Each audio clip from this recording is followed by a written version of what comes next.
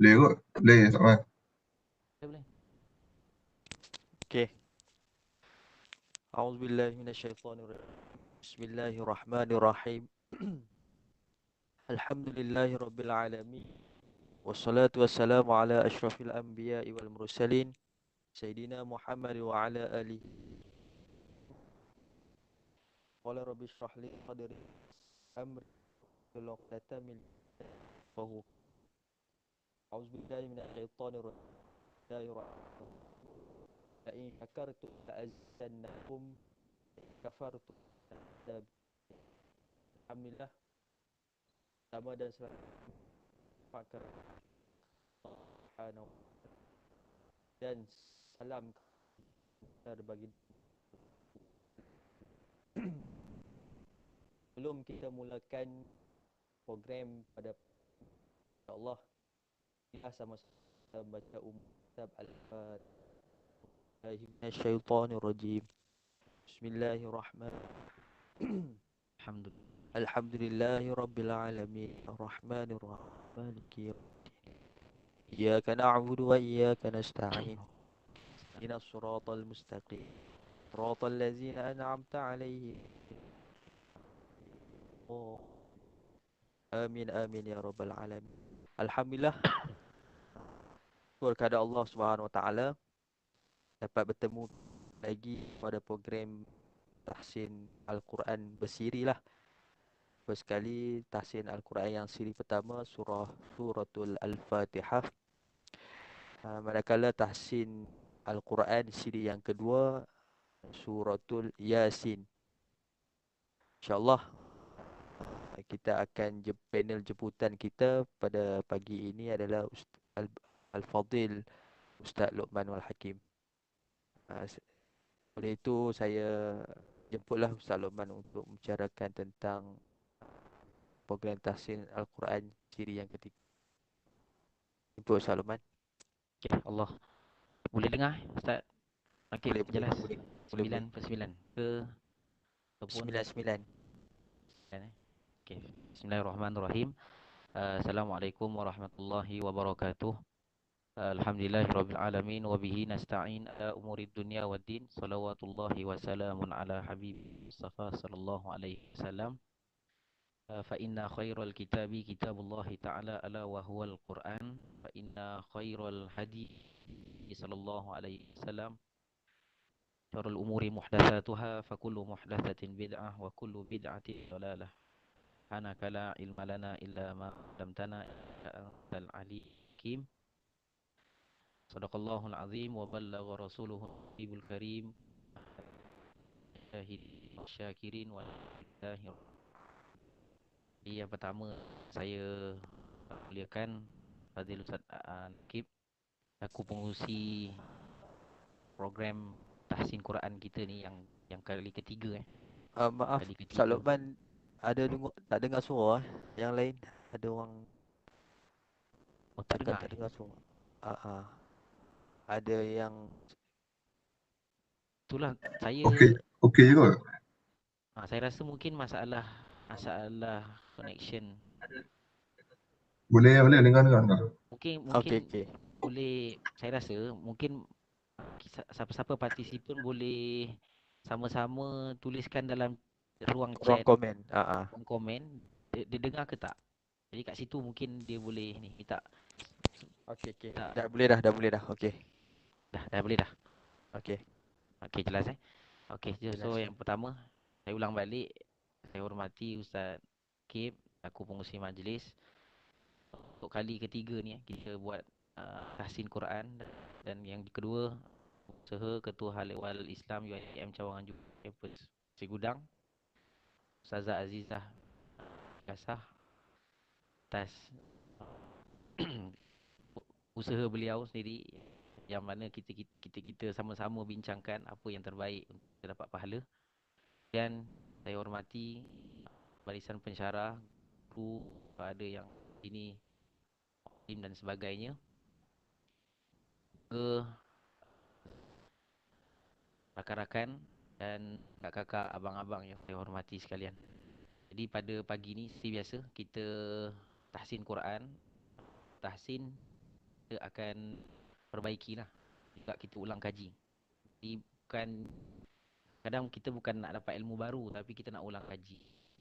Di mana yang dikatakan oleh ulama, idza takarrara tahaqqaqat. Kita ulang-ulang, nanti dia akan sebati dalam diri kita. Jadi pertamanya hari ini kita akan bacakan sama-sama suratul Qadr. Ustaz Nakib akan bacakan insya-Allah suratul Qadr. Kemudian kita akan tajwidkan sikit secara ringkas suratul Qadr ini. Dan seterusnya kita akan masuk bab sedikit dalam bab tajwid insya-Allah. Jadi mari sama-sama kita baca suratul Qadri. Jadi fadal Nakib sama-sama. Jadi mungkin kaedahnya macam mana? Kaedahnya mungkin di sana para pendengar bersama-sama dengan kita. Jadi Ustaz Nakib baca satu ayat, kemudian yang lain ikut. Tapi tak perlu apa namanya? Tak perlu kuatkan suara pun, just ikut di rumah lah, di bilik ke ataupun dalam hati, kalau mana-mana yang nak ikut yang mana golongan wanita yang dia boleh ikut tapi bukan tujuan ibadat, tujuan ilmu. Jadi tak ada masalah. Okey, Ustaz Nakib, fadhal. أعوذ بالله من الشيطان الرجيم. بسم الله الرحمن الرحيم. إنا أنزلناه في ليلة القدر وما أدراك ما ليلة القدر. ليلة القدر خير من 1000 شهر. تنزل الملائكة والروح فيها بإذن ربهم من كل أمر. سلام هي حتى مطلع الفجر. Okey. صدق الله. Okey, terima kasih Ustaz Nakib. Okey, kita boleh tengok sama-sama. Secara ringkas saya tajwidkan suratul Qadri. Pertama, Bismillahirrahmanirrahim. Bismillah. Dia ditulis begini dan ini ada sanadnya. Kalau siapa-siapa yang nak tulis Bismillah, saya minta sangat ikut sanad tulis Bismillah macam mana dalam Quran. Sebab Bismillah yang kita tengok dalam Quran ni adalah Bismillah yang diajar oleh baginda Nabi SAW. Bukan sekadar tulis untuk cantik saja. Maksudnya kalau ada orang tanya kenapa sin tu tarik panjang, bagi cantik. Tak. Sebenarnya memang tulisannya begitu. Jadi kalau siapa-siapa yang tulis Bismillah macam ni kat whiteboard, mungkin ada yang dalam ni para pensyarah guru yang nak tulis Bismillah dalam buku, sunnahnya tulis Bismillah macam ni. Kerana ini sunnah Nabi. Iaitu ba, kalau kita tengok ba ni, ba dia ternaik sikit. Ba dia ternaik. Kemudian sin dia ada gigi, kemudian tarik panjang, kemudian mim tu mesti ada mata. Mim tu ada mata. Kemudian kita masuk kalimah Allah. Kalimah Allah, lafzul jalalah, sekiranya sebelum dia baris bawah, maka kita perlu nipiskan kita punya bacaan. Ustaz Afiq, apa komen ni? Saya tak dapat baca komen, jadi apa komen pendengar kita? Dengar ke tak? Jelas tak? Jelas. Jelas. Okey, terima kasih. Okey, jadi Bismillah mesti nipis. Tidak boleh kita baca kadang-kadang di kalangan anak-anak kita ataupun ada sesiapa kat sini yang mengajar Quran, kita akan perasan ada anak murid kita dia akan baca Bismillah, dia tebal. Jadi kalau tebal maknanya salah. Alhamdulillah, dia orang kata dengar je. Jelas. Okey, terima kasih. Okey, Bismillah mesti nipis. Nanti dalam bab lafzul jalalah, kalimah Allah, saya akan terangkan kenapa boleh kalimah Allah ni dia tak baca dengan Allah, dia tak dibaca dengan Allah. Dan juga dia ada hukum lah nanti dalam bab lafzul jalalah. Okey, jadi kat sini kalau kita tengok Bismillah nipis. Kemudian Bismillahirrahmanirrahim. Okey. Untuk para pendengar yang saya muliakan, dalam kitab Bughyatul Murid sebut sekiranya huruf ra yang ada tanda sabdu, maka sembunyikan ra dia. Ini disebut oleh Imam Jazari. Ibnul Jazari sebut, saya ulang balik. Mungkin kalau siapa yang ada nota boleh tulis di nota. Sekiranya huruf ra, saya ulang balik, huruf ra yang ada tanda sabdu. Kalau kita tengok kat sini, Bismillahirrahmanirrahim, ada tak sabdu? Maka bukan semakin kita perbanyakkan dia punya ra dia. Maksudnya kita takrir ataupun kita ulang sampai tahap, contoh kita baca Bismillahirrahmanirrahim. Tak sampai macam tu. Kerana sekiranya huruf ra yang ada sabdu, maka kita akan sembunyikan ra dia. Kita kena sembunyikan. Jadi kalau siapa-siapa yang di sini yang membaca suratul Fatihah ke ataupun apa-apa saja, baca Bismillahirrahmanirrahim, dia perlu nipiskan. Bismillahirrahmanirrahim. Nipis dan juga, sorry bukan nipis. Dia perlu sembunyikan sikit getaran ra. Maksud saya. Bismillahirrahmanirrahim. Sikit saja. Sentuh sikit saja. Adapun kalau kita terlampau, maka salah. Sebab itu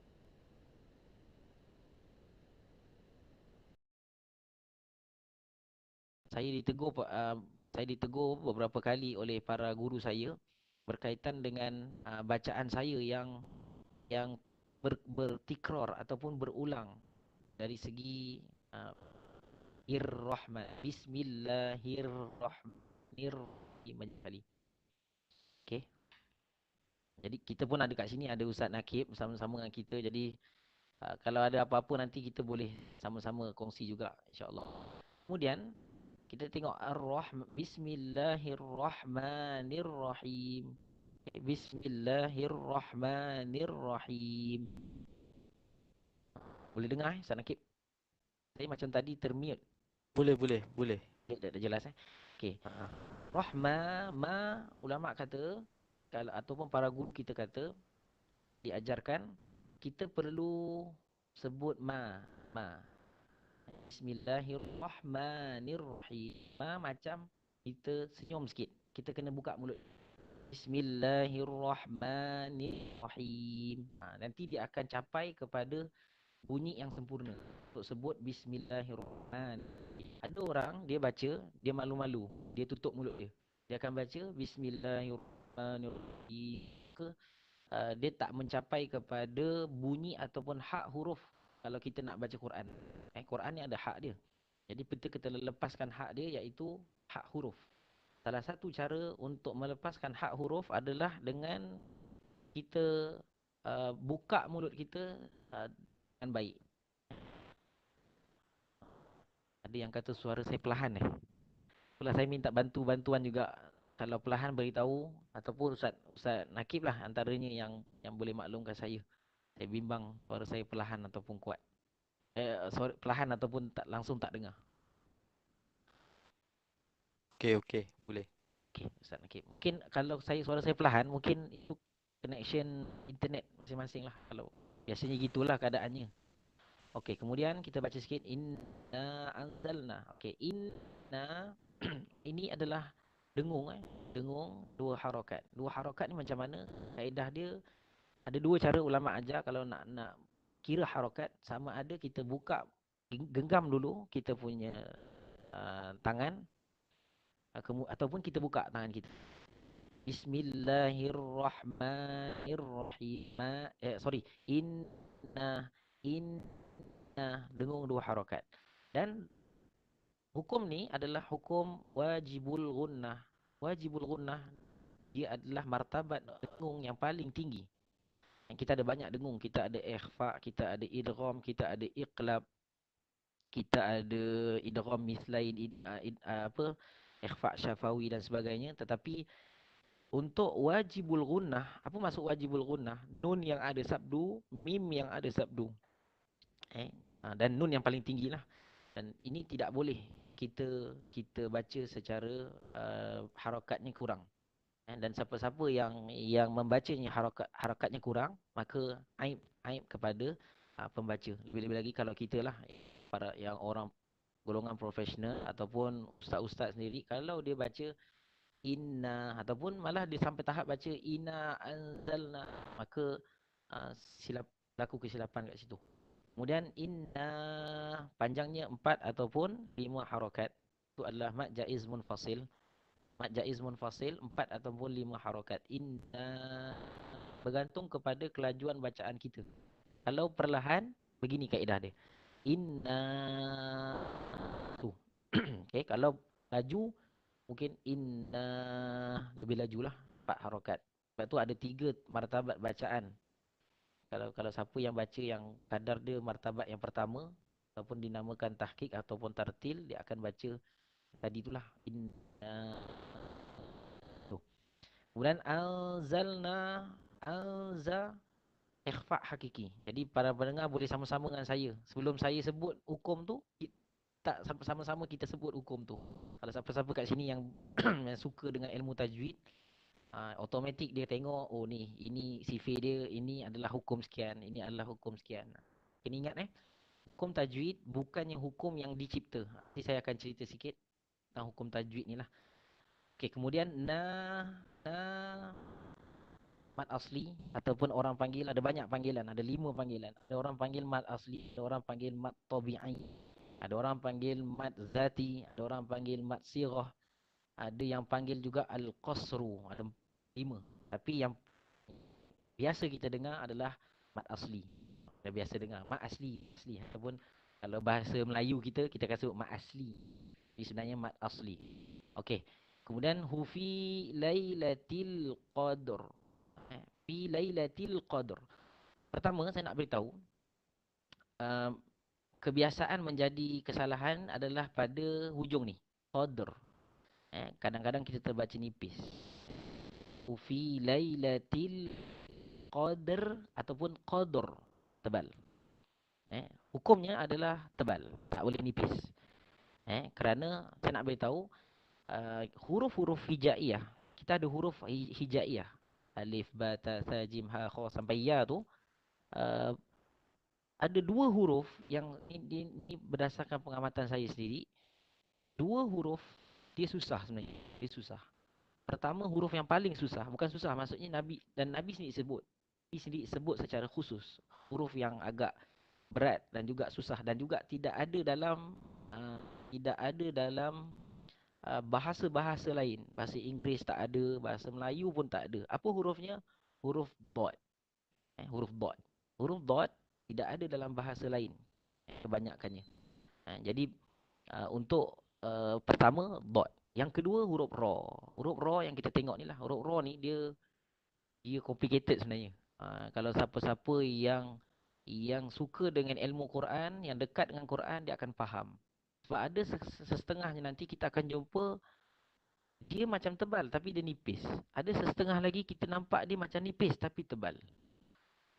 Jadi aib bagi siapa-siapa golongan profesional ilmuwan ataupun kita-kita yang para asatizah, ustaz-ustaz ataupun ustazah, contohlah kita baca jadi imam.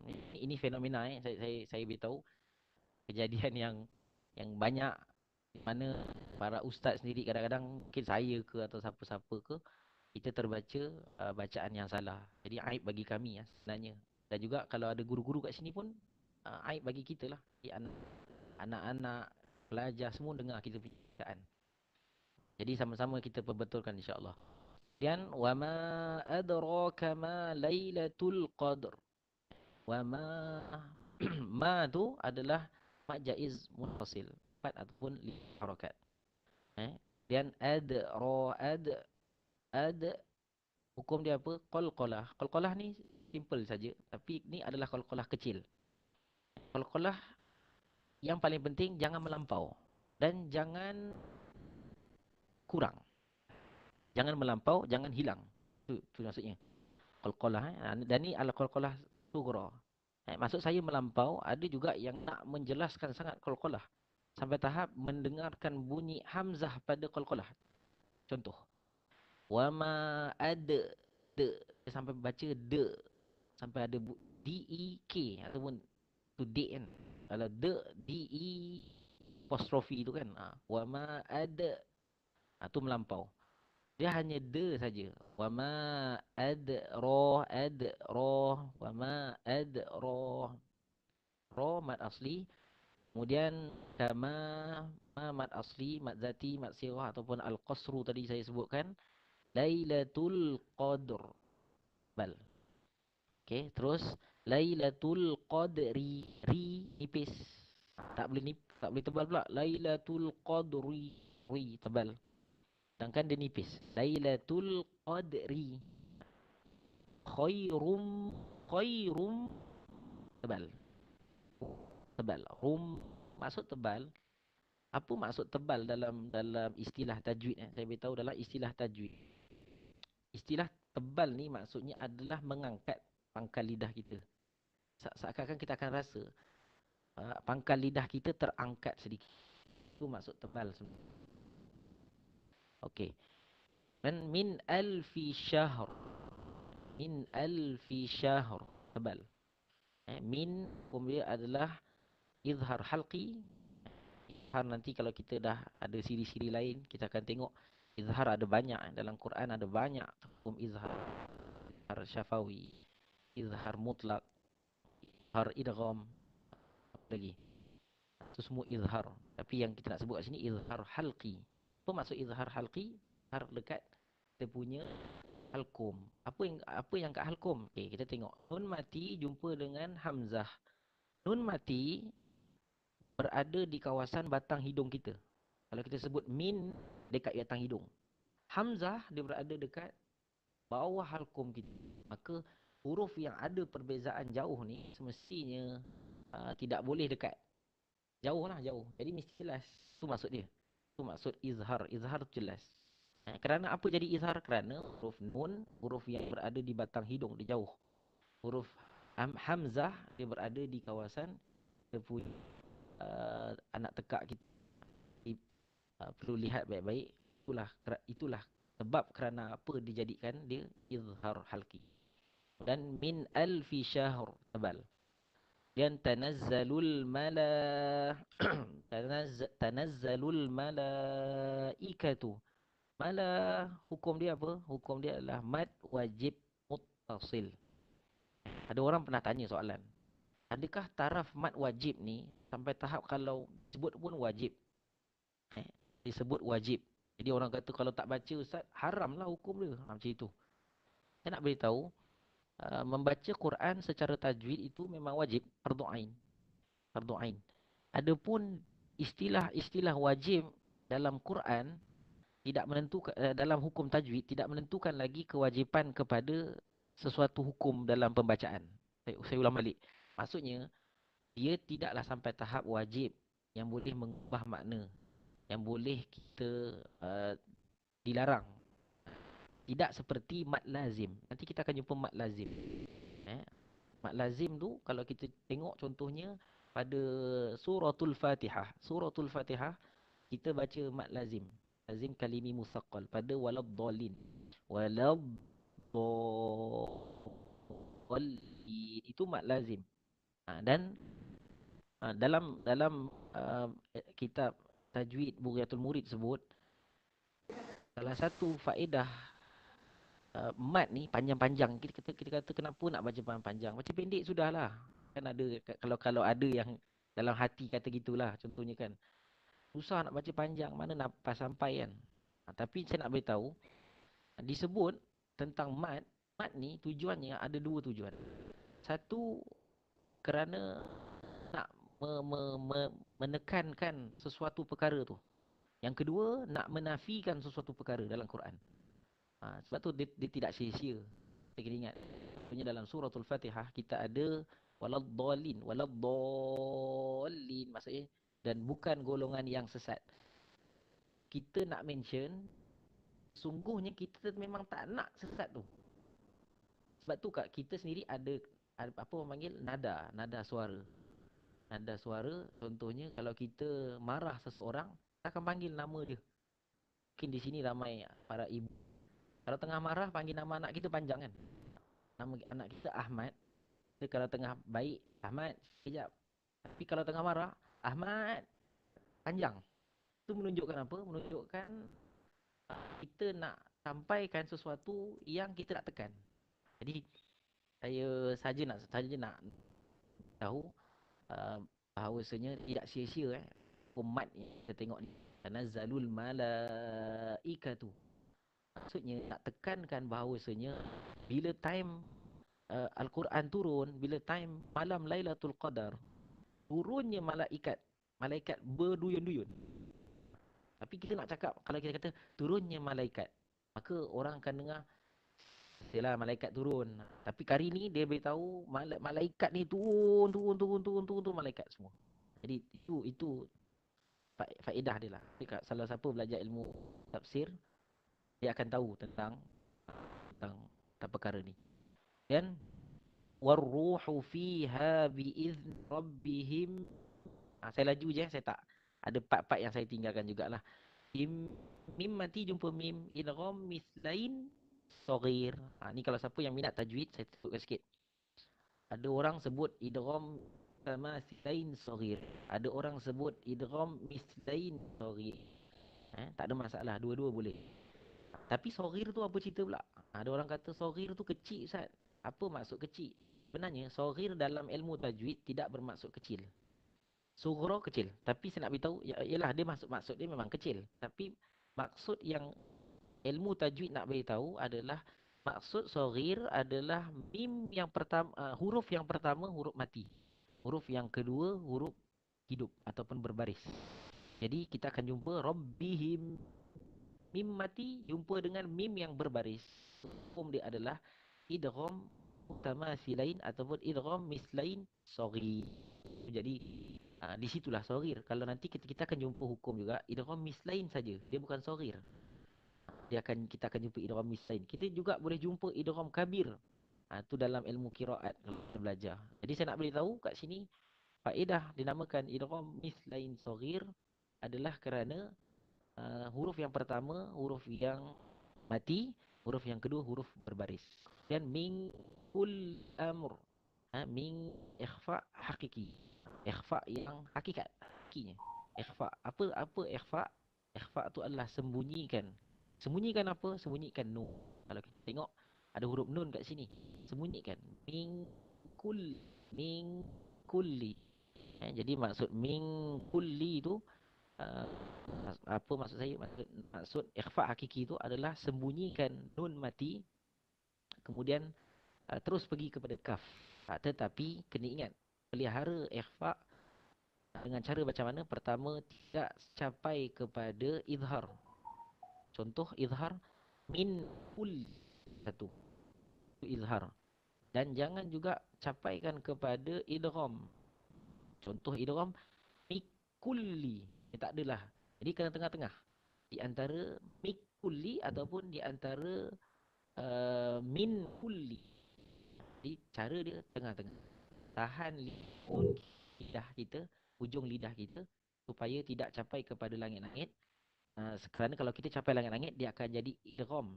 Kalau kita hilangkan terus peranan lidah tu, dia akan jadi terus kepada idgham. Tadi izhar. Jadi kena tengah-tengah. Min kulli amr tebal. Kemudian yang terakhir sekali, salamun hiya. Salamun, salamat asli, izhar halqi, dan hiya hatta madda wal qalah sughra.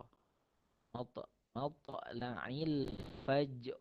Ada dua hukum kat situ. Pertama, fajr ada qalqalah. Kedua, kena timbulkan bunyi ra yang mana ra tu tebal. Fajr. Okey. Jadi saya rasa sampai situ saja untuk kita punya ulang kaji surah. Hari kita ambil sikit satu surah supaya kita dapat manfaat mentajwidkan sedikit tentang surah. Okey, setakat ni ada soalan Ustaz Nakib? Yang soalan pun kita terus. Soalan kejap. Saya tengok. Tak ada lah. Lepas tu kita terus. Tak ada. Sekarang tak ada lagi. Okey, alright. Okey, kita terus. Cuma sikit tentang surah ni. Saya nak beritahu, uh, surah-surah ni dalam Quran banyak faedah dia. Boleh baca lah dalam banyak tafsir-tafsir. Malah suratul Qadr adalah surah yang ceritakan tentang kemuliaan Al-Quran tu sendiri sebenarnya. Yang mana Quran turun pada malam ni, Lailatul Qadar, Ramadan. Pandangan yang kuat mengatakan Lailatul Qadar berlaku pada Ramadan. Dan uh, apa namanya? Surah-surah ni semua telah ditulis para ulama juga secara mutawatir, pun bukan serentak. Tapi yang saya nak beritahu, suratul suratul Qadr ni pertama dapat namanya suratul Qadr dari ayat pertama tu. Surah apa? Inna anzalnahu fi lailatul qadr. Kemudian pada zaman para sahabat, surah-surah dijadikan pengiraan. Macam mana jadi kira? Zaman dulu kan tak ada pengiraan yang tempoh, pengiraan tempoh 1 jam. Mana ada 1 jam dulu. Di mereka, para ulama, para nabi, bukan nabi lah, para nabi sajalah, nabi dan para sahabat, digunakan surah-surah ni untuk pengiraan. Contoh, bagaimana kita nak pergi ke MSSM, contohlah. Pergi MSSM, kalau kita start engine, baca suratul Qadr satu kali sampai. Jadi dulu-dulu digunakan begitu. Antaranya Sayyidina Umar bin Khattab radhiyallahu anhu, dia gunakan pembacaan surah Yasin. Contohnya dalam hadis ada kan sebut Sayyidina Umar ketika mana dipanggil oleh Malik ketika zaman ketika Salahuddin Ayyubi dah menawan Baitul Maqdis. Sayyidina Umar naik unta, dia bertukar-tukar dengan dia punya khadam. Khadam dia bawa unta, dia naik atas. Duduk atas unta. Lepas tu dia suruh khadam dia baca surah Yasin sama-sama, baca surah Yasin. Habis saja kita. Jadi nak ceritanya surah-surah ni dijadikan pengiraan, dijadikan kadar suatu kekiraan pada zaman dahulu. Okey. Saya rasa itu saja untuk kita akan masuk dalam hukum tajwid. Hari ini kita nak cerita bagi mukadimahnya dulu, iaitu berkaitan dengan sendiri kita belajar. Ada hadis Nabi SAW, saya bacakan. Man qara'al Qur'an wa 'amila bihi fihi albasa walidahu tajan fi yaumil qiyamah. Daw'uhu ahsanu min daw'i syams fi baitin min buyutid dunya. Law kanat fikum fama dhannukum billadhi amal. Apa yang kita boleh faham dengan hadis yang saya baca ni? Ni kalau siapa-siapa boleh faham betul-betul, kita akan buat tiap-tiap hari. Siapa-siapa baca Quran dan selalu beramal dengannya, maka dia akan memakaikan satu mahkota di atas kepala ayah dan ibu. Kalau orang kata apa amalan yang kita boleh bagi pada mak dan ayah kita? Oh, doa ataupun buat baik. Lain daripada tu, baca Quran. Cukup baca Quran. Nabi sebut, hadis ni hadis sahih, siapa-siapa baca Quran dan dia bacakan Quran walaupun dia tak ada niat nak bagi siapa-siapa pun pahala tu, tetapi percayalah bahawasanya Allah akan pakaikan ibu dan ayah dia, walidahu, ibu dan ayah pembaca. Jadi kalau tadi siapa yang baca Quran? Ustaz Naqib baca Quran, Ustaz Afiq, siapa yang berada pada Webex ataupun pertemuan kita pada pagi ni, mudah-mudahan kalau ada ibu dan ayah kita yang sudah meninggal dunia, kita telah pakaikan mahkota, tajun ni mahkota. Mahkota di hari kiamat. Tunjukkan bahawasanya kemuliaan seorang pembaca Quran. Okey. Sebab Quran ni dia tu saya kata tadi, suratul Qadr tu cerita apa sahaja yang ada kaitan dengan Quran dia akan jadi mulia. Sebab tu turunnya Quran pada malam Lailatul Qadar, yang mana Lailatul Qadar ni dia adalah malam yang lebih baik daripada seumur hidup manusia. Standard umur hidup manusia 65 ke 80. Kalau kita kira buat pengiraan malam Lailatul Qadar, maka kita akan dapat 80 bulan ke atas. Umur 80 tahun. Kalau kita buat amalan kita lah, malah lebih. Sebabnya dia double, dia kira gandaan tu kan. Jadi kalau baca Quran gandaan dia sekian. Bagi sedekah gandaan sekian. Kita baca Quran, kita bagi tolong orang, ataupun kita kadang Ramadan, malam Lailatul Qadar tu kita bagi orang makan, tu semua banyak dia punya ganjaran. Jadi mudah-mudahan ini salah satu semangat kita pada pagi ini untuk kita baca Quran sentiasa. Kemudian apa yang saya nak bincangkan juga sebagai mukadimah pada hari ini juga, iaitu tentang ilmu tajwid. Ada orang tanya, adakah ilmu tajwid ni ilmu yang dicipta selepas Quran turun? Maksudnya Quran turun, lepas tu ilmu tajwid dicipta. Sebab apa? Sebab orang tak tahu ilmu tajwid. Jadi maka kita jawab berdasarkan pada Sunan Qurra Manah. Apa dalam kitabnya? Kata sebenarnya pandangan itu adalah pandangan salah. Pandangan yang betul adalah annahu tauqifi. Dia gini. Ada satu namanya taufik. Kan? Wabillahi taufik wal hidayah. Taufik ni apa? Taufik ni kita pimpin tangan. Sorry. Taufik ni kita bagi petunjuk. Itu taufik. Kat mana, contohnya lah, kat mana UiTM Pasir Gudang. Ataupun kat mana masjid Pasir Gudang. So, kita pun tunjuk, oh, sekian, belok sekian. Lepas tu, tempat traffic light, terus lagi. Itu taufik. Kawan kepada taufik, hidayah. Hidayah tu kawan. Kawan kepada taufik, hidayah. Hidayah ni, dia pegang tangan orang tu, dia bawa. Ini bukan hidayah orang, bukan taufik orang. Ni taufik hidayah tu. Hidayah, dia bukan sekat tunjuk. Sini, ikut saya tunjuk jalan. Tu hidayah. Jadi yang saya nak beritahu, taufik dia petunjuk. Tapi tauqif, dia satu taufiki, satu lagi tauqifi. Jadi ilmu tajwid ni, ilmu yang dia diwujudkan menjadi petunjuk ke ataupun dah memang sedia ada? Jadi jawapannya adalah sedia ada. Berdasarkan ayat Quran, Ar-Rahman 'allamal Quran. Maka dalam kitab Ibnu Katsir, tafsir Ibnu Katsir disebut 'allamal Quran maksudnya adalah diajarkan kamu wahai Muhammad Al-Quran. Maksudnya diajarkan kamu Muhammad bagaimana untuk baca Quran. Bila telah diajar oleh malaikat Jibril kepada Nabi kita Muhammad, sudah tentu termasuk sekali include hukum tajwid. Jadi maksudnya hukum tajwid sedia ada. Jadi bukannya dicipta. Kata tak payahlah waste time kita nak apa, belajar ilmu tajwid, hafal mak jaiz, mat hobi sebagainya. Sedangkan tak sia-sia pun kerana ilmu tajwid daripada Allah Ta'ala. Kalau ada yang kata begitu, kita ubahlah. Kalau kata tak suka ke, tak nak ke belajar tajwid, kena belajar tajwid. Tak belajar dengan kita pun, belajar tempat lain. Kelas-kelas Quran yang kita rasa di pusat Islam pun ada.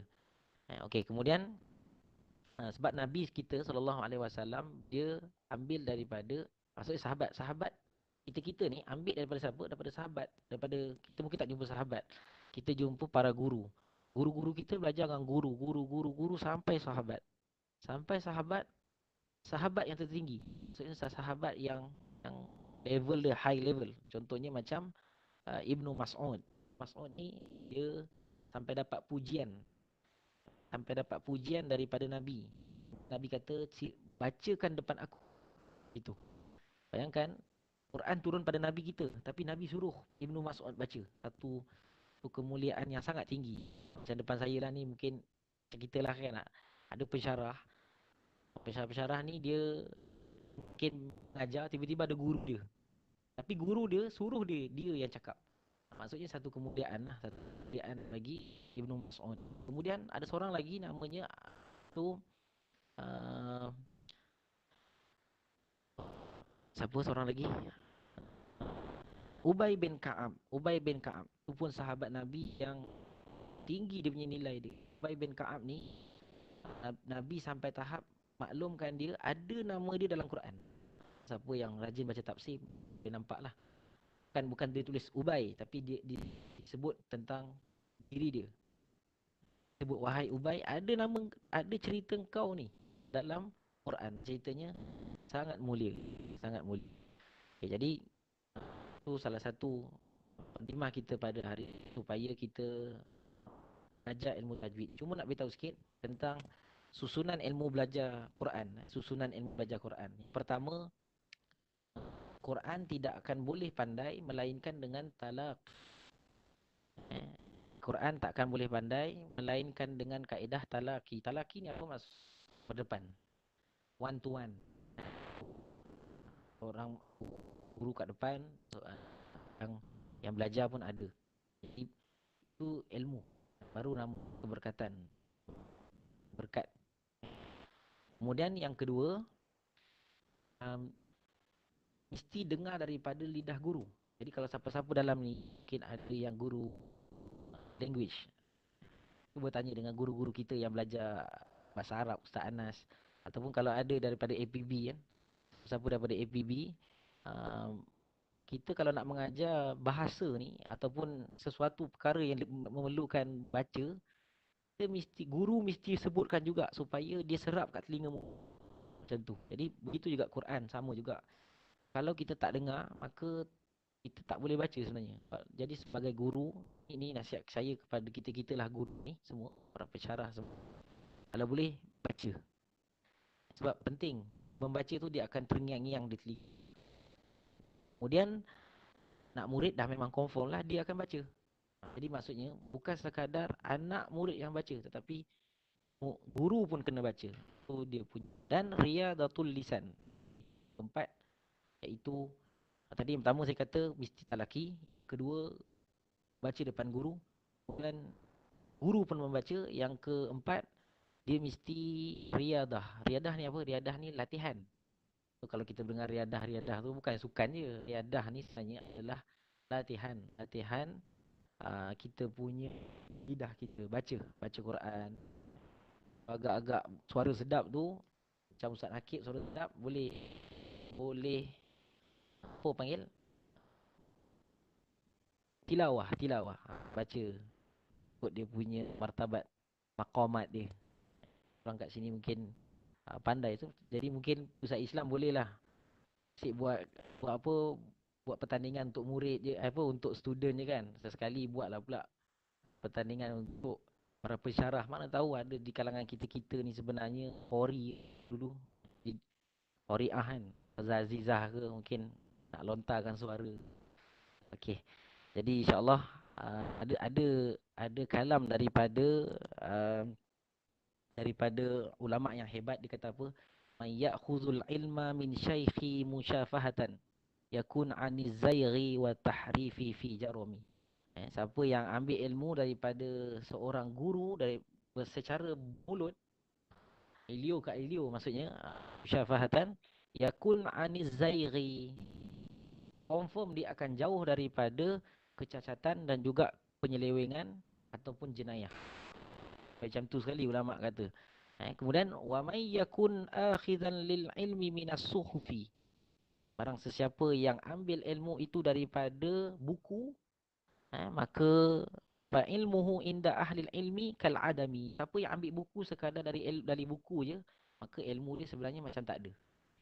Di kalam ulama, maksudnya belajar kena ada guru, bukannya belajar dengan buku. Orang dia belajar dengan buku. Tak payahlah belajar Quran, tengok YouTube pun boleh, tengok buku, kita tahulah hukum dia. Lepas tu pun dia goreng je sembarang. Itu perkara yang sangat bertentangan dan juga berlawanan dengan tabiat keilmuan ataupun manah ilmu sendiri. Okey, seterusnya kita tengok slide. Saya nak kongsikan pada sama-sama kita berkaitan dengan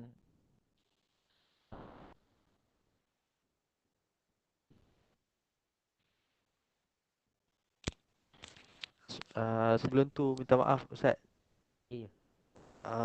Ada persoalan ni sebelum sementara nak tunjuk slide kan. Ada slide Ustaz? Boleh slide. Okay. Sementara kita nak tunggu slide tu, ada persoalan daripada peserta dari YouTube. Ustaz, jika imam baca surah Al-Fatihah dengan tajwid tunggang langgang, maksud dia tak betul lah. So adakah solat itu sah?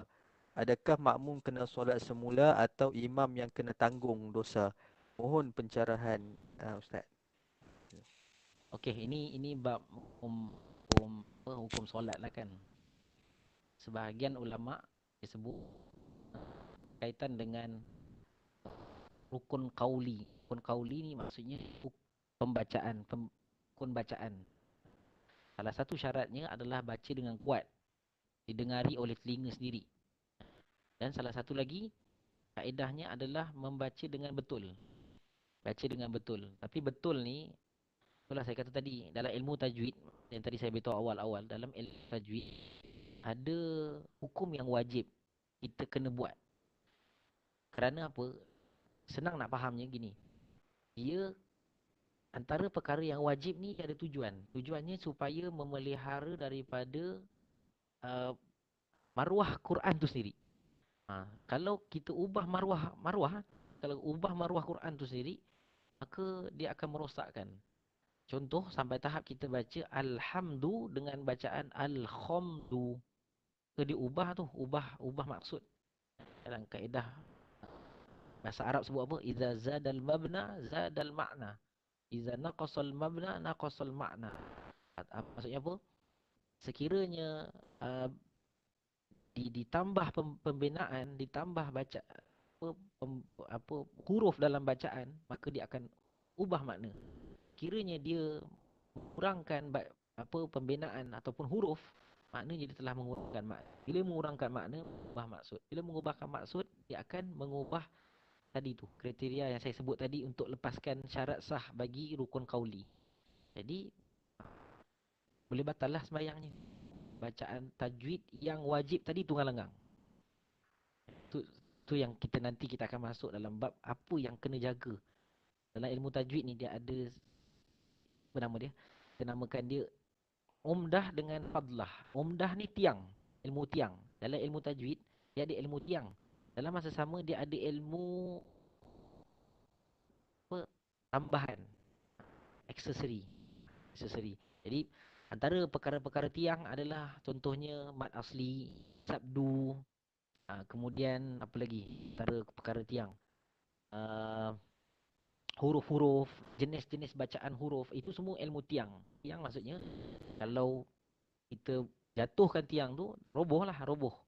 Tapi kalau kita jaga tiang tu, dia takkan roboh. Tapi aksesori kadang-kadang perlu ada. Kalau tak ada pun, tak apa pun, tak kisah. Jadi rasa cukup kadar tu untuk pencerahan tadi. Wallahu alam, kalau ada lagi detail dari segi hukum fikihnya ataupun fiqahnya, ala kulli hal, itu yang saya boleh bagi komen lah tentang soalan tu.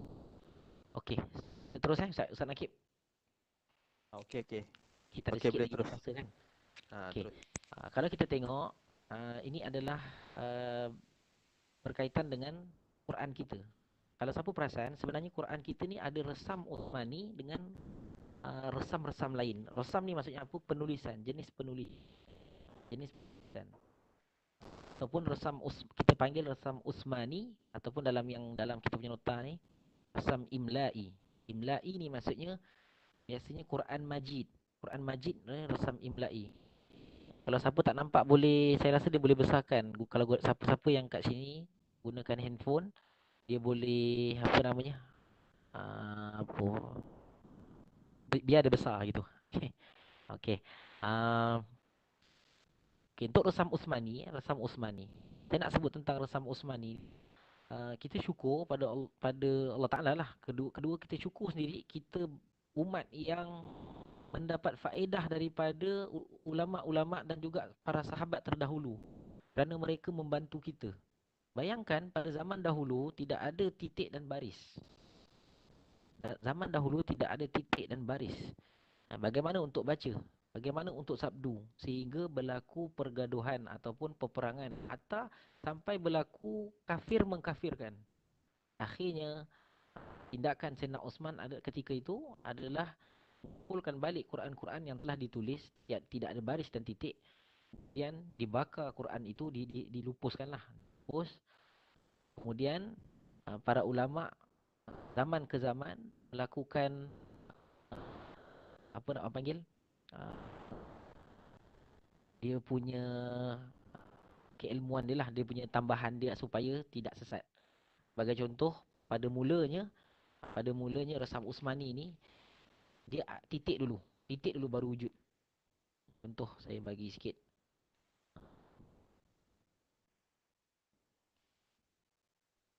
Kita ada whiteboard. Saya nak guna whiteboard. Zaman dulu mungkin kalau contohnya Bismillah, dia akan tulis Bismillah dan saya tulis kat sini je. Dan sorry, tak ada titik. Semula. Tidak titik. Bismillah. Kita ikut yang sunnah Nabi lah. Dari si. Okey. Pada zaman dulu tak ada baris bawah, tak ada tak ada sukun mati. Dan tak ada tak ada baris-baris yang kita akan nampak. Ini pada zaman dahulu. Jadi boleh jadi orang dahulu semuanya ada ilmu. Jadi mereka semua tak ada masalah. Tapi zaman ke zaman, maka ulama tengok masalah. Antaranya yang mencipta titik ni, antara yang mencipta adalah Khalil bin Ahmad Al-Farahidi. Dia buat titik yang dinamakan baul mu'jamah. Bukan. Kalau yang tak ada titik, nama dia adalah muhmalah. Jadi kalau kita belajar ilmu bahasa Arab lah, dia akan sebut ba wa huwa baul mu'jamah. Maksudnya ba yang ada titik. Memang dia akan sebut macam tu. Dan sinul muhmalah. Itulah itu kaedah dalam, atau dalam ilmu hadis pun ada sebut tu, ilmu Quran, ilmu fiqh, semua ada benda. Kalau siapa yang belajar secara mendalam lah. Jadi titik ni diwujudkan. Zaman ke zaman, turun ke zaman, dia selepas Khalil bin Ahmad, dia ada Abu Aswad Ad-Du'ali. Aswad Ad-Du'ali antara pelopor utama yang buat baris pula. Baris. Kemudian tambah ada apa, bismillah, baris. Dan ilmu baris-baris ni semua ada dia punya asal dia. Ada cerita dia. Sebagai contoh. Ada satu kitab, nama dia saya ada kitab dia. Nama kitab dia Samiri Talibin fi Rasmi wa Dhabtil Kitabil Mubin, daripada Syekh Ali Muhammad Dhabba. Kalau siapa yang berminat nak belilah, tapi bahasa Arab lah dia punya buku dia. Buku dia bahasa Arab. Dia cerita apa? Dia cerita tentang asal usul baris-baris ni. Contohnya macam baris bawah ni. Baris bawah. Kita nampak baris bawah ni. Baris bawah ni asalnya adalah daripada huruf ya. Contoh ru'ya kan. Ya ni asalnya adalah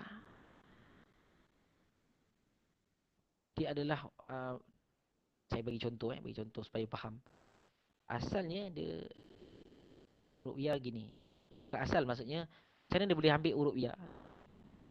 Putuskan Ini. Konon ni huruf ya lah. Kita tengok balik ni yang kat depan ni adalah huruf ya kat atas ni. Tengok. Nampak Ustaz Nakib nampak tak? Saya cakap seorang-seorang ni bimbang pula. Nampak. Nampak Okey. Ni huruf ya. Saya yang putuskan bukan asalnya putus, tapi saya saja putuskan supaya boleh padam. Tak boleh padam. Jadi contohnya macam baris bawah, ulama ambil daripada perkataan ya. Kemudian dihilangkan kepala ya, dihilangkan ekor dia, maka jadilah baris bawah. Asalnya baris bawah. Itulah. Jadi maksudnya setiap hukum ni ada dia punya asal usul. Contoh macam ni. Macam tanda mati ni, sukun ni. Ni sukun ni. Lagi sukun. Sukun ni. Sukun ni asalnya ada asal. Ada ulama kata dia berasal daripada huruf kha. Saya putuskan. Kha. Ada yang kata daripada huruf jim. Dibincangkan dalam kitab Syekh Ali Dhabba. Ada yang kata berasal daripada huruf jim ada titik. Okey. Ada yang kata berasal daripada huruf ha. Jadi yang saya nak beritahu adalah asal dia memang daripada 3 huruf ni. Kalau daripada ha, maksudnya adalah dia ringan, hafif. Kalau Kalau kha pun sama juga, khafif, ringan. Kalau jim, jazam. Ala kulihan maksudnya apa? Putus. Putus ataupun mati. Sebab tu nama dia mati. Jadi, macam mana dia boleh buat huruf, macam mana dia boleh jadi ni? Boleh jadi huruf, huruf mati ni, diambil daripada, contohnya daripada huruf kha. Dia buang titik kha ni, kemudian dibuang ni, jadilah tanda mati. Ataupun dibuang jim dan dibuang dalam dia punya badan, jadilah sukun. Ataupun dibuang daripada ha, dibuang badan dia, jadilah sukun.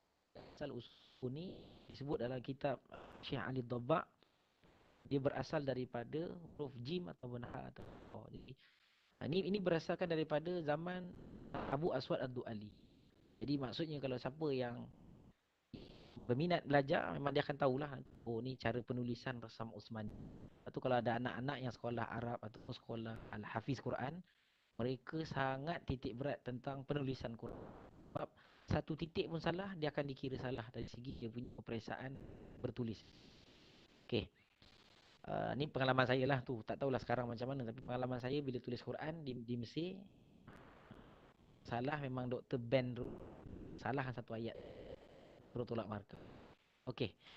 Kita berbalik kepada nota tadi, yang saya nak kongsikan nota tadi tu tentang Rasam Usmani. Sikit masa lagi, boleh boleh Ustaz Nakib kita ada masa sikit lagi, 10 minit ke Boleh. 10 minit. Okey. Rasam Usmani ni yang kita Quran di tangan kita ni, saya ada cadangan pada siapa-siapa para pendengar, seeloknya hari ni kita nak beli Quran yang mudahkan kita kan. Senang, kita boleh baca, kita boleh faham. Kita tak nak lagi Quran yang tulis pakai tangan sampai tak nampak, punya tulisan sampai hilang semua. Antara cetakan yang the best, cetakan yang saya jumpa adalah daripada karya Bestari. Ini cetakan Melayu lah ceritanya. Karya Bestari, iaitu Quran dia Waqaf dan Ibtidak. Saya tak bawa hari nanti, bila nanti kita boleh kongsi lah saya mana Quran dia Waqaf Ibtidak, karya Bestari. Dia siap beritahu tentang tulisan, dia beritahu tentang bagaimana nak baca, macam mana nak berhenti. Kadang kita baca surah Kahfi kan, surah Kahfi ni panjang kan, panjang, tiba-tiba kita berhenti sembarang. Lepas tu nak mulakan balik, tak tahu nak mulakan macam mana. Dia boleh ajar kita, dan kita kena belajar lah macam mana nak baca jenis Quran tu, dia boleh tahu. Jadi itulah pentingnya kita faham tentang Rasam Usmani. Kerana Rasam Usmani ni, dia ada dua nama.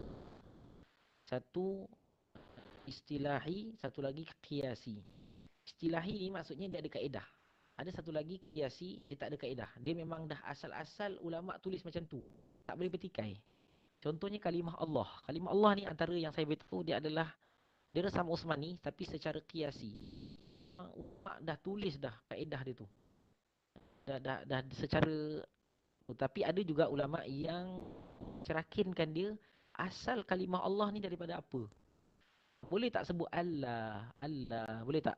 Ataupun kita nak baca Allahu, dia akan jadi berdosa kalau siapa baca Allahu, kerana Allahu maksudnya maha pelupa.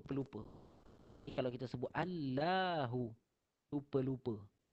Tapi kita nak sebut Allah, dia adalah nama Allah, nama yang sangat mulia. Okey. Dan dalam kalau kita tengok dalam Rasam Usmani juga, dah banyak tanda-tanda tengok macam tanda mat tabi'i, dia ada tanda alif kecil, dan tanda kasrah ataupun baris bawah ya yang mati. Dan tanda iqlab, kalau tengok Rasam Usmani dia ada mim, tanwin yang ada mim. Tapi kalau resam imla'i ataupun Quran Majid, kat rumah kita ada Quran Majid, orang dahulu ramai yang saya rasa lah umur dia sekarang ni, kalau dia lahir tahun 70 80-an, dia lebih suka baca Quran Majid. Saya dah jumpa dah ramai. Dulu pun saya mengaji kat rumah-rumah jiran dulu. Cik, dia suruh saya baca Quran Majid. Duling mata kita nak baca Quran Majid ni kan. Dia punya sambungan dia dan dia pakai tangan. Adapun Quran Rasam Usmani ni, dia pakai tangan juga sebenarnya. Untuk makluman, Quran Rasam Usmani kita tu, kita tengok cetakan tu, sebenarnya pakai tangan tau sebenarnya. Tak percaya, cuba pergi ke Nasrul Quran Kuala Lumpur di Putrajaya. Kita boleh tengok bagaimana Quran dihasilkan. Dia bukan pakai cetakan. Dia cetaklah. Selepas ditulis pakai tangan. Maksudnya originalnya ditulis pakai tangan. Selepas tu dicetak. Jadi yang kita jumpa dalam dalam kita punya Quran ni, Resam Usmani pun pakai tangan. Cuma dia lebih teratur dan juga mengikut kaedah Resam Usmani. Maksudnya ikut kaedah Resam Usmani. Siapa yang tulis? Nama dia Husin Syekh Toha Husin. Toha Husin. Orang Turki duduk di Madinah lama. Boleh Google, boleh YouTube. Syekh Toha Husin. Dia penulis Quran Resam Usmani. Sampai hari ni kan dia Quran, orang cetak satu dunia baca, dia dapat faedah besar, dia punya pahala kan dia dapat. Okey, sikit lagi tentang Resam Usmani juga, tentang baris-baris, tanda baris. Dalam Quran ada banyak tanda-tanda baris kita perlu tahu. Contoh saya nak bagi sikit tanda-tanda yang kadang-kadang kita terjumpa. Saya tulis saya rasa tak tunjuk kat sini. Saya whiteboard je lah. Contoh, dalam Resam Usmani ada tanda, kita jumpa tanda begini.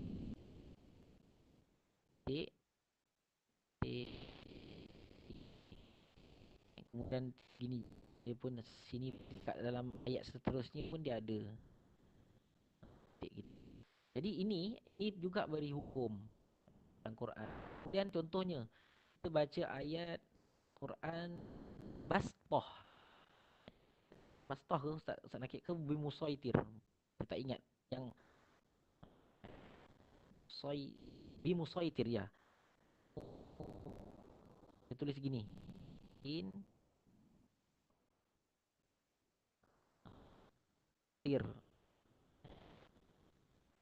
Tapi kita jumpa kat Quran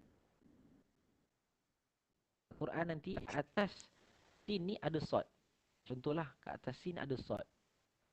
Jadi apa cara nak baca? Ni jadi adalah kaedah Resam Usmani ajar kita macam mana nak baca kalau kita jumpa tanda-tanda dan tanda-tanda berhenti dan banyak lagi tanda-tanda dalam Resam Usmani itu kita pelajari. Sebab tu saya kata tadi belajar kena supaya kita dapat manfaat.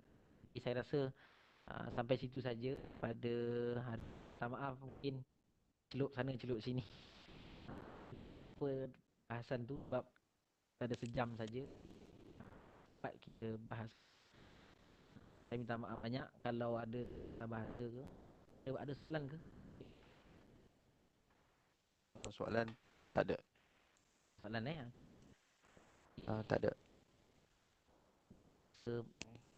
Itu saja kot daripada saya tentang tahsib. Tahan manfaat. Okey, terima kasih kepada Al-Fadhil Ustaz Luqman atas perkongsian yang sangat bermakna. Saya ada teringat sedikit hadis Nabi SAW. Iqra'ul Quran fa innahu ya'ti yaumal qiyamah syafi'an li ashabi. Siapa yang baca Al-Quran, sesungguhnya pada hari kiamat tu Al-Quran tu sendiri akan memberi syafaat kepada dia. Okey, untuk pemakluman program Cinta Nabi Sambutan Maulid Rasul 1442 Hijrah UiTM Cawangan Johor Kempen Pasir Gudang ada buat program Gema Selawat perkongsian Syama'il Muhammadiyah, Bubu Lambuk, anugerah tokol misali pelajar, staf dan alumni.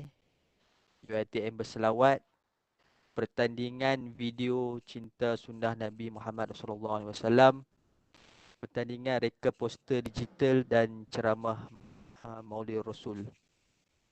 Sekarang ni kita akan berlangsung program perkongsian Syama'il Muhammadiyah ni. Selepas Zuhur lebih lebih kurang dalam 3 ataupun 4 minit lah. Kita akan baca di Pusat Islam UiTM Pasir Gudang. Dan sebelum Zuhur kita akan UiTM berselawat, gemar selawat ni dalam lebih kurang sebelum Zuhur tu 10 minit di Siar Raya Selawat di Pusat Islam jugalah. Program akan berlangsung 18 Oktober sampai 15 Disember insya-Allah. Dan sama-samalah kita dapat mengimarahkan lagi program-program program cinta Nabi Muhammad SAW. Untuk makluman tuan-tuan dan puan-puan, hari ini merupakan 8 Rabiul Awal 1442 Hijrah. Tak lamalah kita akan sambut kelahiran Nabi Muhammad SAW. Hari Khamis ni, tanggal 12 Rabiul Awal. So sama-samalah kita perbanyakkan selawat kepada baginda Nabi Muhammad SAW. Sebelum saya mengakhiri program tahsin Al-Quran Siri yang ketiga ini, sama-samalah kita berselawat kepada Nabi Muhammad SAW. Sallallahu ala Muhammad. Sallallahu alaihi wasallam. Sallallahu Muhammad. Sallallahu alaihi wasallam. Allahumma salli ala Sayyidina. Setakat itu dulu pada program kali ini, program tahsin Al-Quran Siri yang ketiga. Pihak kami mohon maaf atas kesilapan kurangan. Kalau tak dengar mic tu minta maaf lah. Kami akan perbaiki kesilapan yang telah dilakukan kan. InsyaAllah kita akan bertemu lagi pada program tahsin Al-Quran yang akan datang. Sama-samalah kita berdoa kepada Allah Subhanahu Wa Taala. Yang baik tu datang daripada Allah Subhanahu Wa Taala, yang buruk, yang lemah tu datang daripada kami sendiri. Aqulu qauli hadza astaghfirullah. Kita tangguh dengan tasbih kafarah dan suratul Asr. Subhanakallah. Asyhadu an la ilaha illa anta astaghfiruka wa atubu. Bismillahirrahmanirrahim. Wal 'asr innal insana lafi khusr illa allazina amanu wa 'amilus solihati. Assalamualaikum warahmatullahi wabarakatuh.